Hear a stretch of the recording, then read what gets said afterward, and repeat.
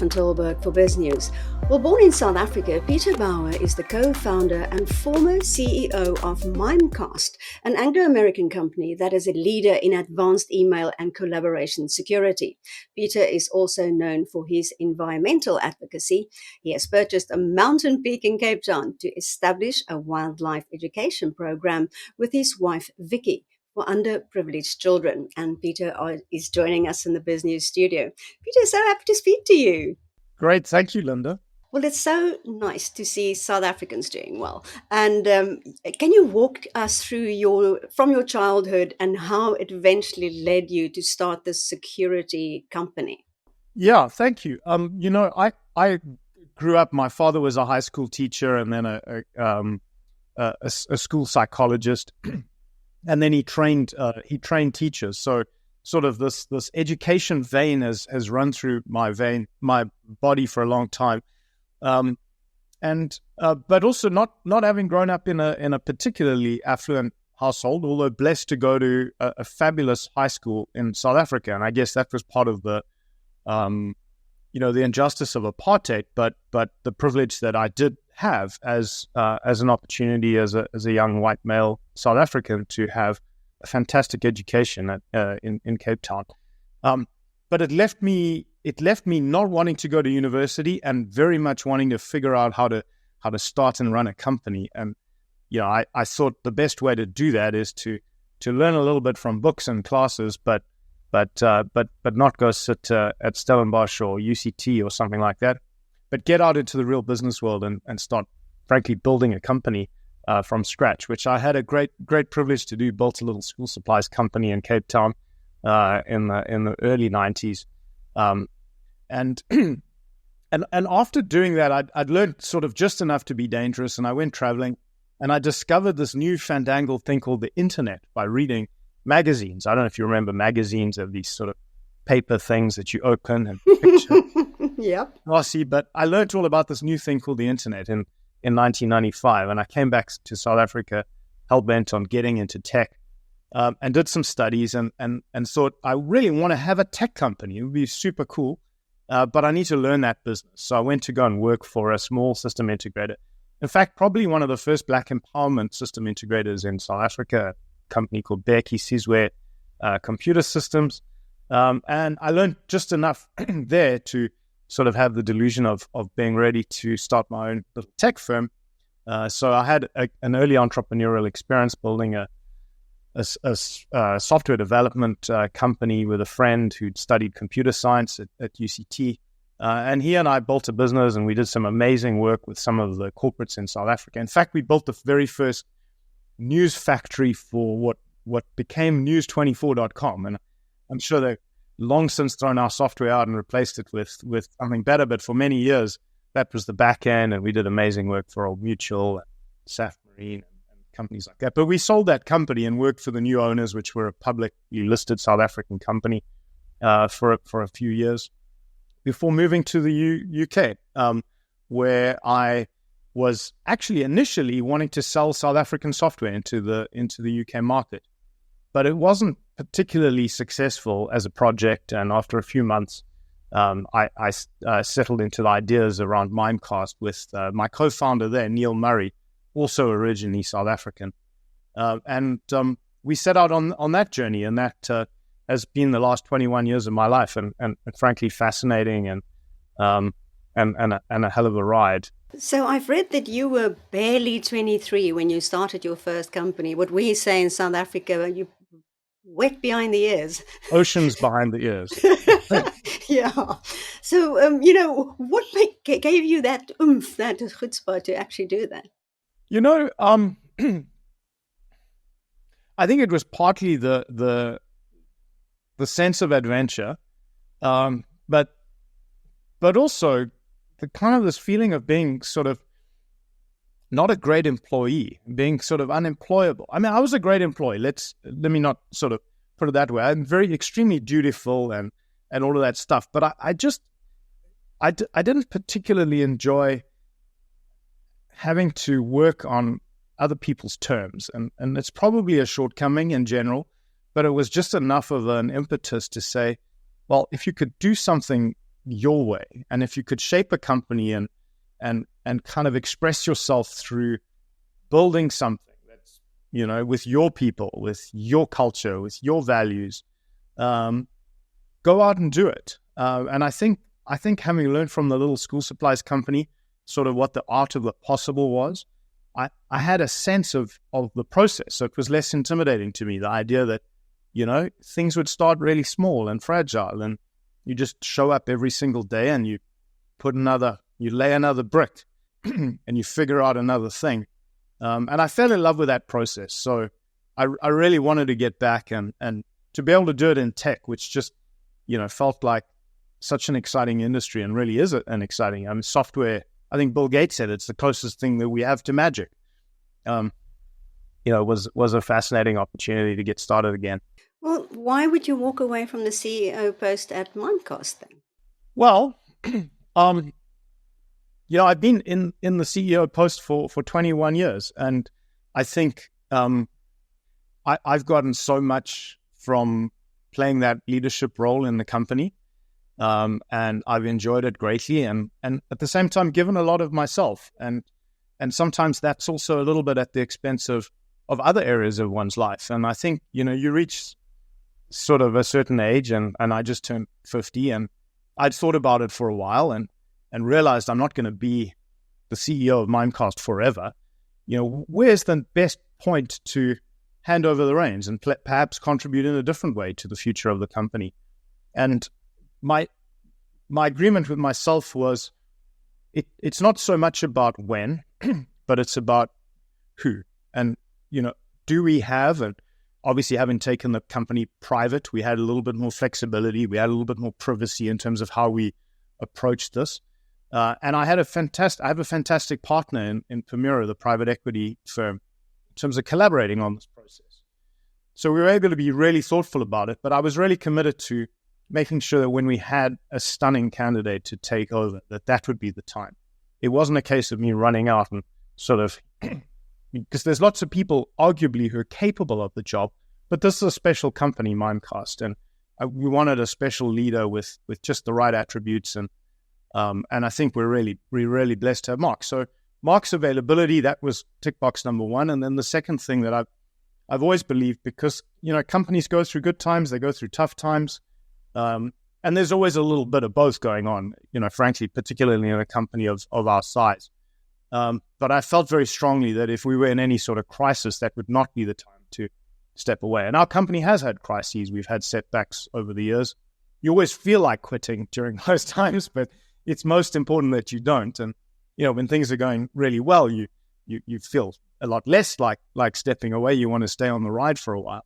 But it's important to recognize that is the time, that when you've got the right person and the company's at a point where it's not dealing with any major setbacks. And so that sort of magical intersection happened, and I feel really fortunate to be able to support Mark now as the new CEO and see the company go to the next level. But you're still involved. You'll still be on the board. What else are you going to do now? Yes. Well, I am here. I keep reminding Mark now I work for him as a board member.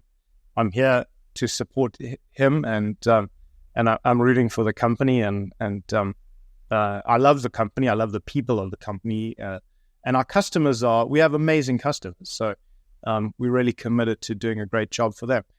But it is fabulous to have flexibility in my day, to have conversations like this, Linda, and to spend time with friends, to spend time with family, to spend time. And I'm only 5 weeks into this, so I don't have a perfect sight. I've been reading some books and catching up on. You don't get to watch television much when you're a CEO of something. So I was recommended to me by somebody to watch this TV program called The Bear, which I've been watching and really enjoyed it. It's actually quite a masterclass in leadership and transformation, even if the setting is this sort of dingy Chicago restaurant.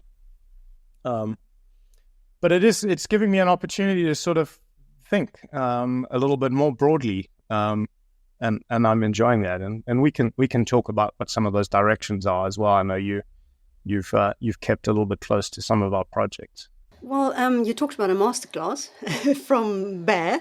I think a lot of young entrepreneurs would like to get one from you. What kind of advice would you give a young entrepreneur? You know, um, I think building a business um, is such a fantastic thing. It's such a challenging thing, but it is. I've said this before. It is such a great form of self-expression. It is like painting a picture, and um, and the bigger the business grows and the bigger it becomes, the bigger the canvas is that you have to paint on. And that's, if you ask an artist, well, what do they want to paint a picture? They might look for a canvas that's, 60 centimeters by, 50 centimeters. And then if you show them one that's, a kilometer by a kilometer, they sort of might get nervous. But the canvas grows over time. And it's an opportunity to really, it's a hard thing, because your shortcomings get exposed to you as you painting and creating. There's no ways to cover an enormous canvas on your own. You have to bring a team together and create something together. But it's a beautiful thing. And when you see others able to participate in it, and you see your leadership and coordination role having a positive impact on other people's lives, and you see the capabilities that they develop in the process as you start co-creating something, it's great. So I would encourage young entrepreneurs to just embrace that journey. I mean, it is going to expose you to and it did to me, some incredible learning opportunities, and probably take one to a point where one's so fatigued of learning things that you almost want to stop. You can't bear it anymore. Like, I remember being at a point in 2014 and being in New York City with my CFO at the time. And, we were trying to figure out about taking the company public. And I just said to him as we crossed this busy road, I was like, I just don't want to learn anymore. I don't want to learn this stuff. Like, can't we just keep running the business the way we have? Why do we have to do this? It was like it was my inside voice coming out, and I trusted him, and he was a tremendous colleague. And I remember expressing that, and then we got to the other side of the road, and I was like, wow, we're going to do it anyway. So stop complaining, figure it out. It's and it is about gathering other folks around you that have expertise. You don't have to do it all yourself. You don't have to learn it all yourself, but leading that journey, that's a great privilege as an entrepreneur. Well, let's talk about you being an eco-warrior now. So why this commitment that you made in Cape Town, first of all, and generally, to save the environment? Yeah, well, I mean, save the environment, it sort of sounds grandizing, but and when you say warrior, I think, let's say warrior as in sort of concern, as opposed to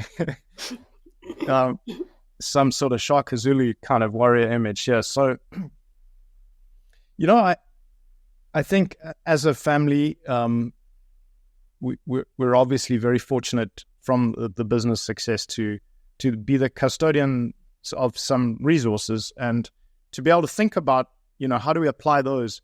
Again, a form of self-expression, philanthropy. It's self-serving in some senses. So again, I don't want to aggrandize it in that sense, but it is a great, like leading a business, having the resources to apply to projects. And so we think a lot about two things. We think about social justice and we think about environmental justice. And in particular, where those things overlap is a great intersection that we can get double the impact. We also think about supporting entrepreneurs that are working in those fields, whether they're social entrepreneurs or folks working in startups that are looking at things that can have positive environmental impact, like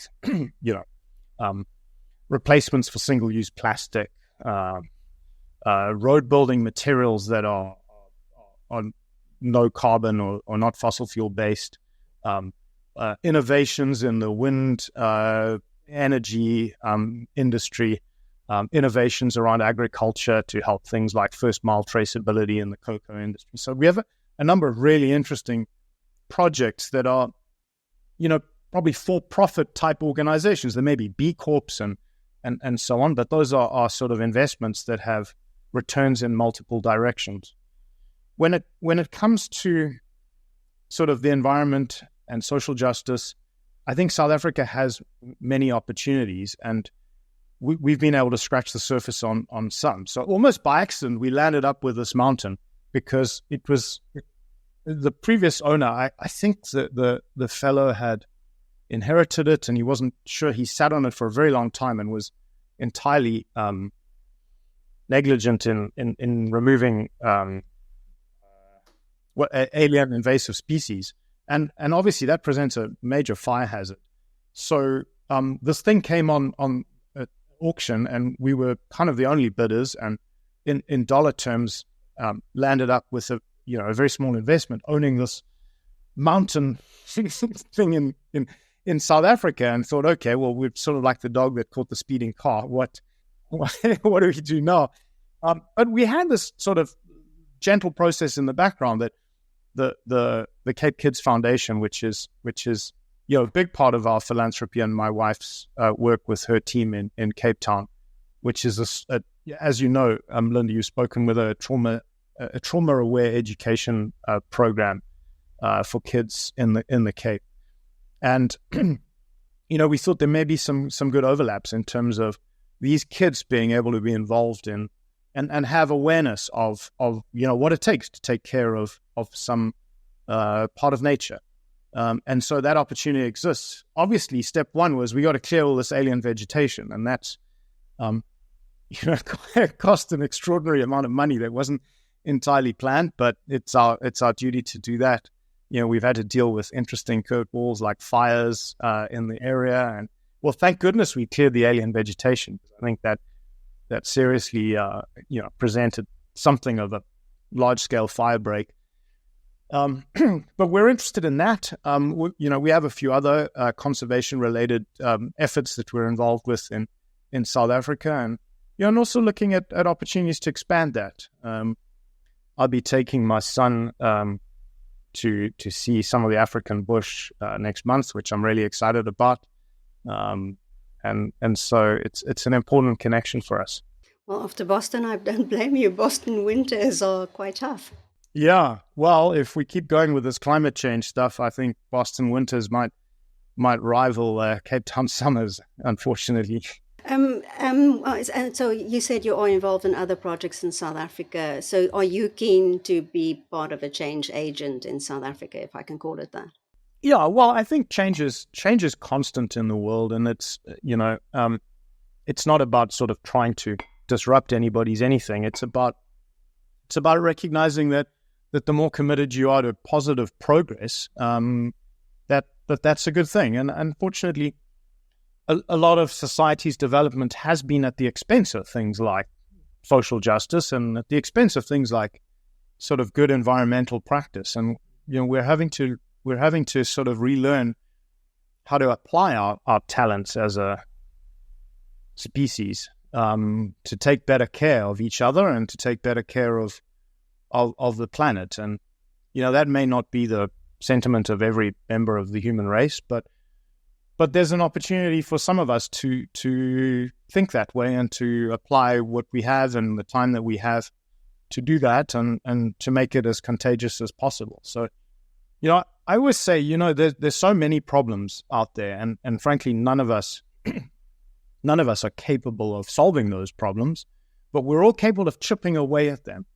And maybe if by some luck or magic or confluence of events, the collective chipping away at them changes the outcome and moves us in a better direction for future generations and even for current generations, that would be awesome. And it just feels like time and money well spent. You've recently in Boston hosted Musi Maimami, so are you keen on getting politically involved, or may I ask you about that meeting? Yeah, absolutely. So, I can barely spell the word politics, so I'm not particularly that way inclined. However, two things. The one thing I have learned is that lawmakers and those that control expenditure decisions on behalf of countries can have an outsized impact on outcomes.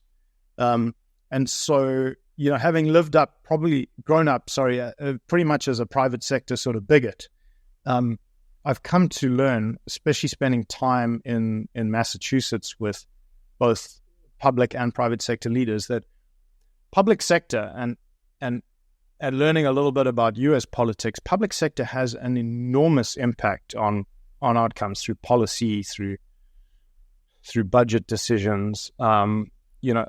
It dwarfs what private sector can provide innovation, but really the direction of travel is set by policymakers. And so it does matter. It matters a lot more than I think many business people, and certainly me as a business person, had appreciated historically.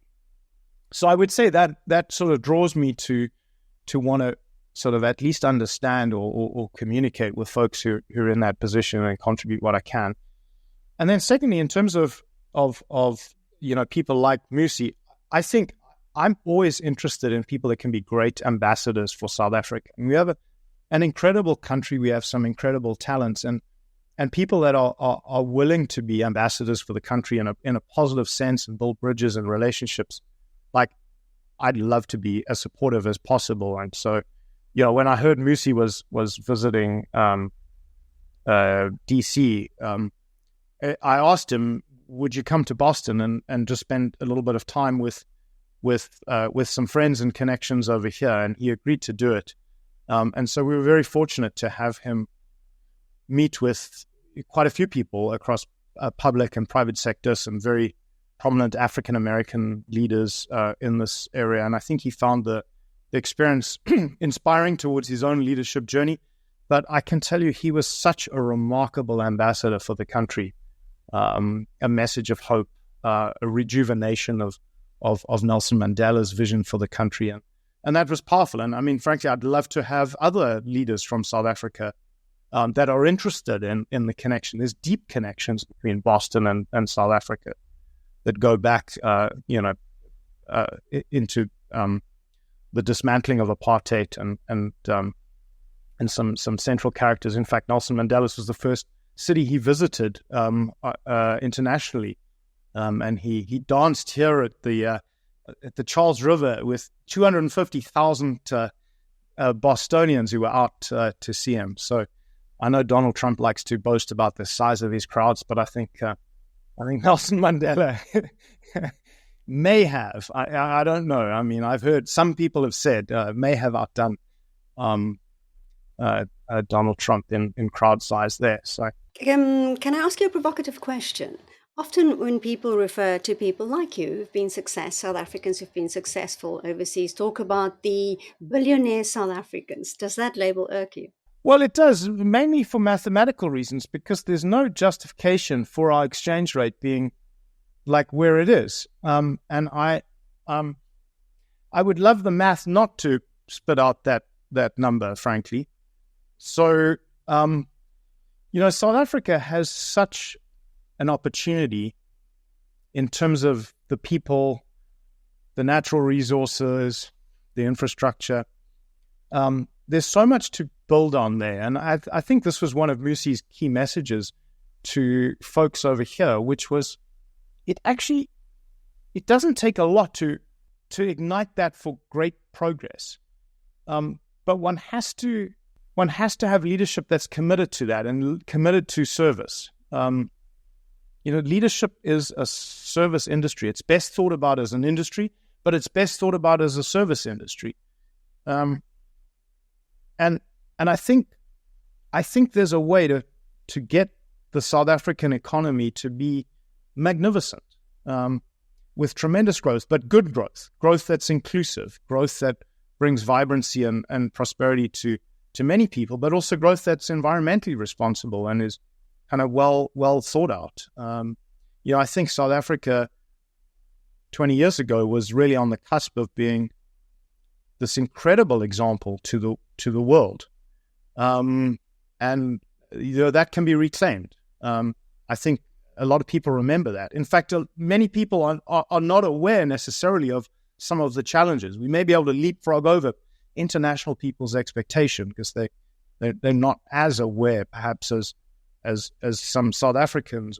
I think South Africans in the country, many are frustrated and want to know why we're struggling to figure out how we can realize our potential. But so it's not a political statement. I think there are many people who are willing to contribute. It's just, I think some people have gotten confused as to what the order of priorities are, and it's others first. So you remain positive about South Africa and committed to it? Very much so. And I think it's something I learned as a South African is an unbridled optimism, because pessimism may be entirely justified, but it renders you somewhat useless. So I'd rather be brazenly or delusionally optimistic. And you learn this as a South African and as a and in business. I mean, there's no way to frankly logically justify starting a business. I mean, there are so many logical frameworks that can talk you out of it, but you see something and you pursue it anyway. And like, I don't think any successful entrepreneur didn't at some point use a form of delusion to get from here to there. And of course, you can't see that anymore because it all makes perfect sense in retrospect once it's worked. Of course, most businesses don't work, and so the delusion is sort of caricatured. But successful companies were also a product of delusion at a point. And so I don't think it's particularly an objective decision to be optimistic, but it is the best position to take. And frankly, I think there are many objective ways to do the math, to go, like, it's an amazing country with amazing resources, with amazing energy, amazing people, an amazing history of having transformed. And there's a lot to take, but again, we have real issues we have to confront and figure out, how we're going to address those and how we're going to move forward. And that's hard. Well, we can't have a cybersecurity expert asking something for the business community to take away on the cybersecurity space. I've looked at your latest report, a cybersecurity report you released, mentioning that you blocked something like 215 million attacks in January. So is cybersecurity threats increasing for the business sector? I think they are, and the whole market is going through a pretty dramatic change. I mean, people who are close to it are very aware, but you just have to look at what's going on with NVIDIA's stock price and, even Microsoft's, frankly. And just like the arrival of the internet, the arrival of AI is going to be disruptive. And ultimately, I think positive and yield great results. But it's another form of change that businesses and society is going to have to grapple with as machines take a big leap up in terms of capability to do kind of cognitive activities. And with that come potentially some tremendous productivity advantages for adversaries who are going to be pioneering, just as much as you've got folks looking to use this technology for good to cure disease and solve resource allocation and other sort of problems. And there will be people who are looking to derive ill-gotten gains from this technology. And so the cybersecurity sector remains vitally important as innovators to work out how do we head these things off, and how do we work in a safer way, because we have to be able to trust our digital infrastructure. We have to be able to trust our digital applications, and we have to be able to trust these digital representations of everything. Like, we don't sign contracts on paper anymore. We sign digital representations. It's fantastic. It's very efficient. Like, you and I have never met in person. I'm relating here, and you relating here to a digital representation. and we're very confident we're actually talking to each other, and you exist. But there's no particular reason why that is true in the age of generative AI. And so establishing trust, and I know this is a huge part of Mimecast's work, is how do you retain trust in the digital representation of things in a predominantly digital workplace, and it's going to be an increasing challenge. Peter Bauer, the co-founder of Mimecast, thanks so much for speaking to us. That was so interesting.